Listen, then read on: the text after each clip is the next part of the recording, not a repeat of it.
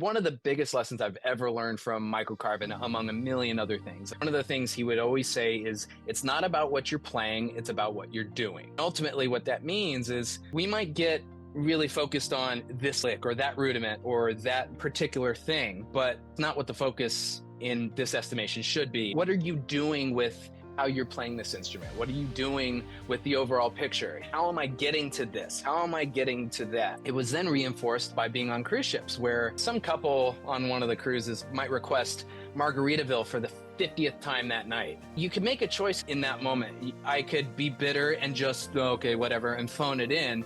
And that's never been a part of my upbringing at all, phoning it in or just going on autopilot and just checking the watch, being on the phone. I do everything I can. That's just not in my DNA to do that. So what that then turned into is, if I'm playing Margarita, okay, let me do something with this. What am I doing with this song? Let me preoccupy what my intentions are. I could listen to the bass player and figure out, what if I sit back in the verses and then drive the groove in the chorus? What happens if I listen to the keyboard player, or if the vocalist is changing their phrasing on a certain thing? Can I catch something? No matter the song I was playing, I always had something to do, or at least figure out what it was that I was doing for the music. So then at no point it became about the song I was playing or the groove I was playing. It was like, what was I doing with it?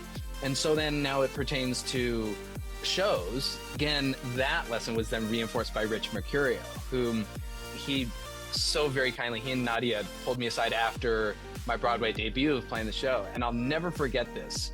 They took me aside after the show. The show's done. Everybody leaves and goes home almost immediately after the show. They've got things to do. It's usually late, but they spent their time 45 minutes to an hour post-show sitting me down, talking about not just the waitress grooves and, oh, and I played this lick here and that lick there, but they went into depth of what we're extracting from these songs and what is the story behind the lyrics and behind the groove that we chose to orchestrate with this.